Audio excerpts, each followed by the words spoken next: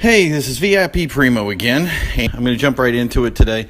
After we posted our last video about making a stock car, some people asked us about racing etiquette or the way you should race in GTA Online. And you would actually be surprised that there is a certain level of etiquette or ways to race properly on GTA that assists everybody and gives you a more happy environment to race in.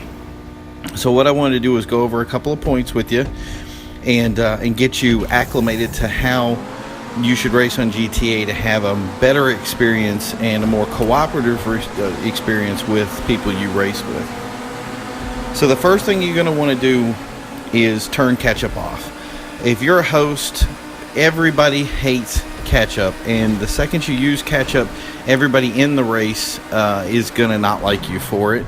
It also means that people who are good are going to continue to be good, or what happens is you get a pack separation, and that really is going to happen in any race. So there's going to be a group of guys who are really fast, or your skilled guys, and they're going to push out and have their own little group of racing that's going on. And the problem with catch-up is that it begins to pull people together, and it means that their skill is just doesn't mean anything. Like, I can take a race where I just hang back from the leader and just kind of walk with him up and just let the pack come up and do their thing, and then just pass them right at the last second and win a race. So it's not really fair for everybody who's interested in racing to have catch up. So if you want to see a good example of how messed up things can get, to put the race on standard, put catch up on, and then turn stock vehicles on so that there won't be any custom options, so they have to race with stock cars. And what happens is the whole pack clusters around the front, slipstream rams into everybody.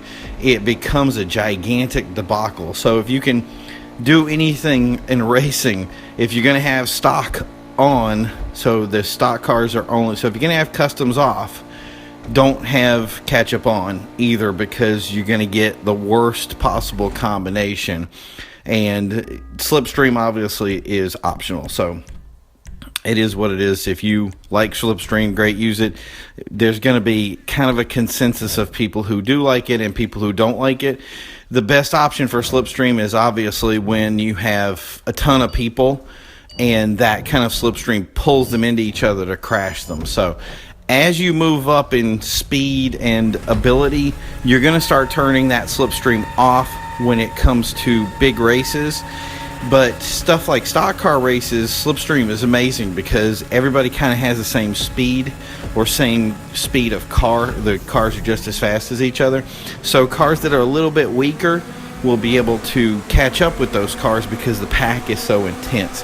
But that's really advanced racing, so when you start off, just focus on that one thing of turning catch-up off, and then kind of feel your way through those other options so that you can get yourself in a good position. If there's anything on this list that is probably the most misused, misbeaten up thing that's in GTA, and the thing that really irritates, upsets, and makes people want to leave on a regular basis, is when you ram people. When pit maneuvers, ramming, just general bad passing is what I call it. So if you're faster than somebody else, awesome. The pit maneuver is one of those things where you're running a risk of taking yourself out with it. So if you're good at pitting, great. But the reality is that if you're passing somebody, you're faster than they are. So the only reason you're pitting them is really to keep them from pitting you. So if you can get some sort of gentleman's agreement going on in any sort of lobby that people are not going to pit other people, and you're going to pass clean, so that way people can continue to have a race and be competitive, then do it.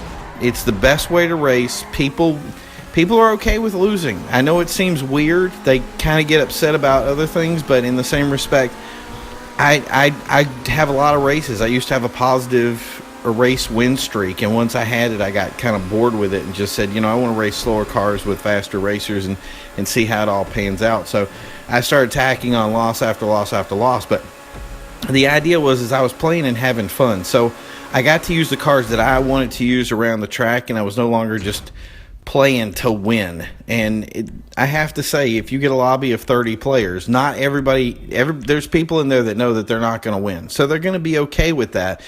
But they're not going to be okay with being pitted. You can pass them all day long.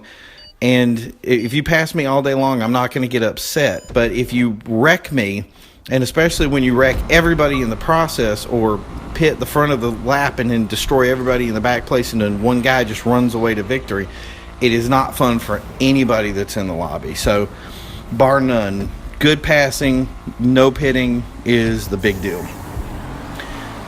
Everybody knows, and our next point, which is a really good one, is everybody knows the first turn in any race is going to be a gigantic smash up of vehicles. The reality is it's not just that first turn. It's any turn where packs get together and they decide, oh great, I'm going to ram that corner as fast as I can and maybe hit somebody or bump them, or some people call it bump and passing, however you want to word it. It's just not good. The trick is that it's not usually effectively their fault in the idea that they can't make the turn. It's the idea that none of us use our brakes. And if you're going to be any kind of good racer and win a race, you're going to have to learn where that brake button is. Flying into corners is not going to help you. It's going to end up sabotaging you over the long run. So, as a general rule, start learning how to use that brake pedal effectively.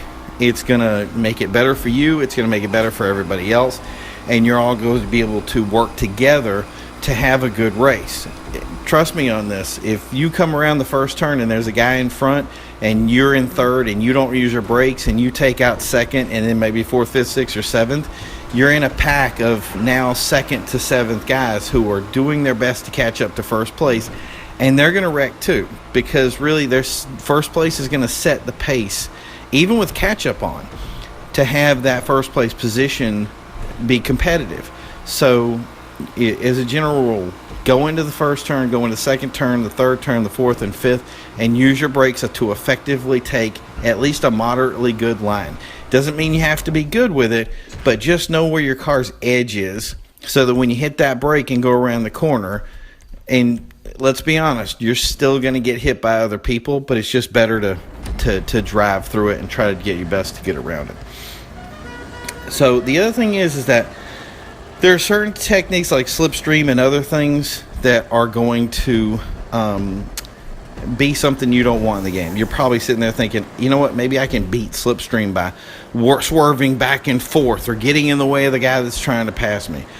I hate to say this to you, but blocking is bad. All it does is make people upset. If somebody's got your slipstream, let them pass. If they can tell you what side they're going to be passing on, and same for you, let them know so that they can pass. Let the passing be clean and consistent. Get through it, because getting through it is going to be able to have your ability to finish the race. And that's the point here. We want people finishing races. We don't want them chalked up on a corner someplace and all messed up because you decided that you want to block and now both of you can't win the race. So let them pass, because if that slipstream is there, then you're going to be able to pull right in behind them and use their slipstream for your advantage. And some of that's kind of pacing and technique and that kind of thing. Some people who don't like people passing them also do a ridiculously bad technique called brake checking. And what that is let's say you're coming up on them and we tap our brakes so you can rear in the dude in front of you. Just don't. It's one of those things that just makes people mad. It's not something that would ever happen in racing. It's not something that ever helps anybody in the reality to it. So just don't do it. It's just going to muddy the waters, if you will. So like I said, if somebody's trying to pass you, let them pass. Take their inside line as they try to pass, because they're usually going too fast, and then try to overtake them as well. And if they're just faster than you, that's life. You're not going to be able to stop them forever, and sooner or later those techniques that you're using that are hurting you are going to end up coming back to haunt you.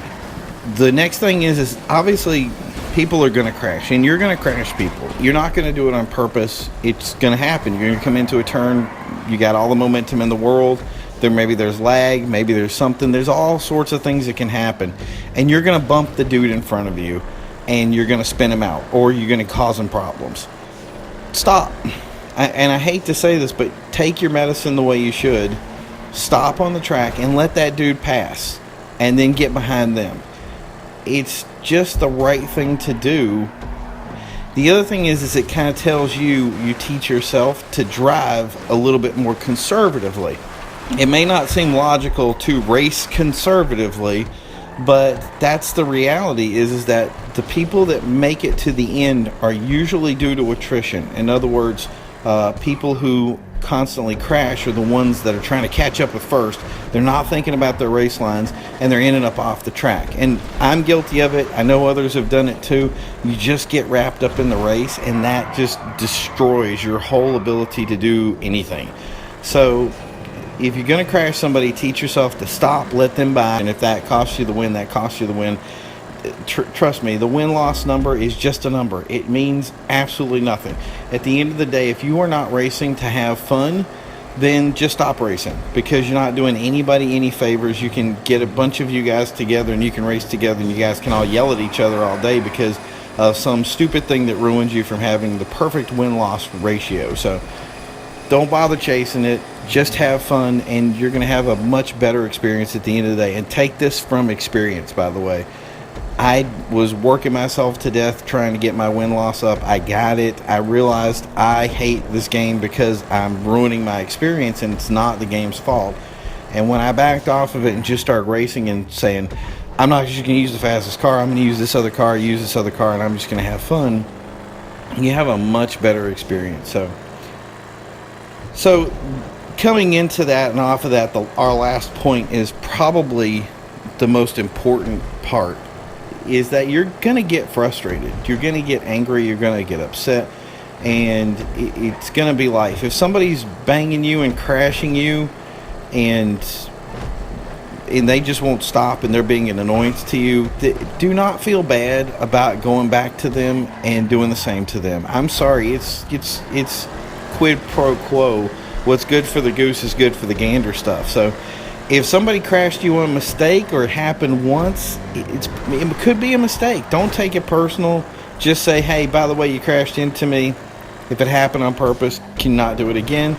And I've had races where I've crashed people by mistake and said, I'm sorry, you know, whatever, I stopped and let them by. And that's going to put you into a position where you are respected as a racer, the kind of person that gets invited back to more and more races over time. But doing things like being vindictive and turning around in a race, that's probably the cardinal sin of any race, is going the wrong way on the track. It's just, what are you doing?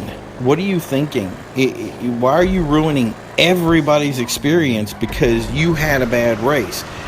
If there's one dude that's ruining your life, you have the option to kick them too. Just go in online, start online player, look at their name, click on their name, and then kick. And most of the times, one or two players have done it, and that person's going to leave. Use those tools that you have to your advantage. If you're the host, you can kick them from the room, or ask the host, hey, can you take this person out? All they're doing is pitting me the whole time. So do it. Get rid of them. So don't turn around. Don't ruin everybody's experience and make everybody hate you because one person is getting your goat. Because trust me, they're still going to be racing later, and you're the one that's going to get booted.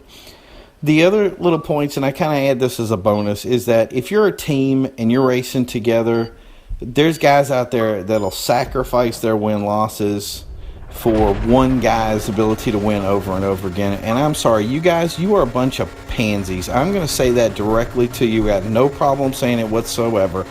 You know what? If we want to race, go out there and race like a human being. Race with somebody with a little dignity and respect to yourself, other than sacrificing yourself to crash other people so that one idiot can win. Because I'm telling you, he doesn't deserve it, and he's doing it for a number, and he doesn't give a shit about you. He could care less what your life is about, and they'll just leave you. The whole shake and bake mentality thing sometimes is just, as a joke, it's great, but as a real functional racing tactic or technique that you want to use, don't let people use you like that. Just go out and do your thing and race with other people and have fun. I've never asked anybody to go out and block for me to win. If I'm going to win, I'm doing it with my own stuff, and you can look at my record and know that I'm not going out there having other people block to get the win-loss that I have. So the numbers speak for themselves. So don't be a pansy. Grow up, get a set, and stop doing crap like that, because it just makes everybody angry and makes your crew look like a bunch of idiots. And trust me, you're not going to survive in the long run anyway. So thanks everybody for watching the video. I hope you enjoyed it. I hope it was a great time for you. I hope you learned a little bit something new. I understand that some of these techniques are not something you're going to get overnight. It's not something that you're going to just suddenly jump into and say, yep, here it is, we're good to roll. Some of them are learning experiences, and some of them can be very tough learning experiences. But at the end of the day, you're going to start seeing a change when you get into real racing rooms where there are people who, like some teams that I've been a part of, will see somebody who's racing really well, clean, stopping for traffic and doing other things, and you start getting invites to crews, to groups, and the experience is rewarding and it's fun, and it turns this whole thing into some sort of community to improve everybody's experience. So be a part of the winning team and the fun team, and keep up doing what you're doing. I want to thank everybody for watching the video. If you have any other input, hey, the comments are below are for you. Don't forget to like and subscribe, and I will see you on the next track. Bye. Hi again, folks. It's Primo, and today I'm going to teach you how to make a stock car vehicle in Grand Theft Auto 5 online. So the first thing